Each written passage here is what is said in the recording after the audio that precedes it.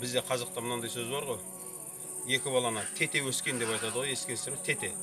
Ортасында бала жоқ, бірінен кейін бірін, екеуін тете деп айтады. Қатар өсіп келе жатқан балалар. Негізі тете деген ана күндес деген сияқты да бізде. Негізі тете бәлесте жоқ.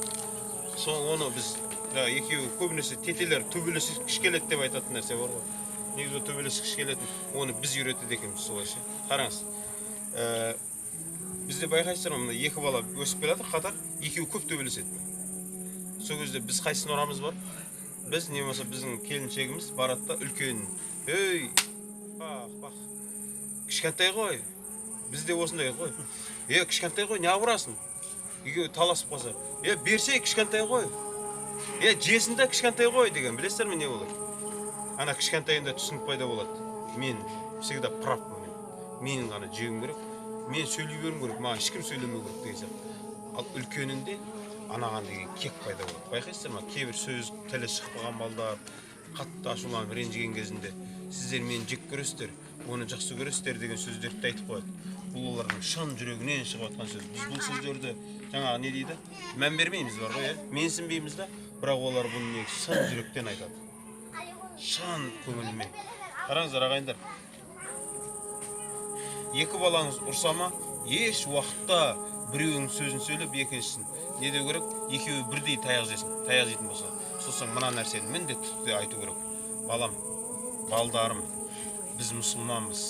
Біздің үйімізде кімніңкі дұрыс, кімніңкі бұрыс деген ондай тақырып жоқ. Екеуің ұрыстыңдар ма? Демек екеуің бірін-біріңе құрметтерің қалмай бара жатыр. Екеуің де таяқ жейсіңдер. Бірін-біріңе қол көтергендерің үшін, дауыс көтергендерің үшін екеуің бірдей таяқ жейсің. Екеуін бірдей наказать ету керек.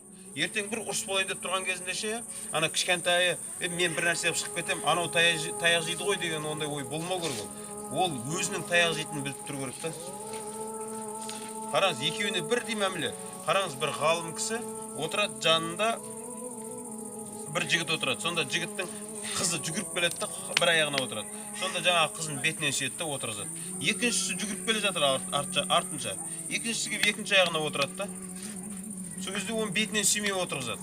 Сонда ана ғалым кісі айтады, екіншісінде бетінен сүй дейді да. Неге десе, сен байқамайсың дейді. Бұлар оған қатты мән береді. Қарасаңшы, екеуіне сен екі түрлі мәміле жасап жатсың дейді. Бұл екеуінде мынау сүймей отырғызғаның бар ғой, оның ішінде бір жұмыс жүреді енді. Ол неге мені сүймеді, мынаны сүйді деген нәрсе да. Түсініңіз ба? Екеуіне бірдей мәміле, екеуін бөлуге болмайды ағайындар. Бұл бізге де қатысты. Біреуіне қатты құрмет жауып еркелеп жатсыз ба? Екінші жанында отырма, міндетті түрде онда еркелетіңіз. Екеуі екі түрлі болып қалмасын. Аралар осылай алыстай береді ғой. Аралар білесіздер ме осылай? Сіз ана біреуін қатты еркелетіп отырсыз да, біреу сізге кеп қалған кезінде "Ей" деп сөйлей жібересіз ғой. Дәл біреуін еркелетіп отқан кезінде анаусы кінәлі болуы мүмкін. Бірақ еш уақытта біреуін еркелетіп отқан кезде екіншісіне ұрыспаңыз. Неге? Мынаусын еркелетіп отырып анаусына "Ей" дей жібересіз ғой. Оның ішінде мынау мені жек көреді екен деген кек пайда болады. Осындай ойлар пайда болады. Және үйде бір балаңызды ұрысқыңыз кеп тұрма, мүмкіндігі болғанша басқаларының алдында жерге тығып ше. Әсіресе мына екі бала ұрсады ғой, біреуі шынында да кінәлі да, бір айып, үлкен айып.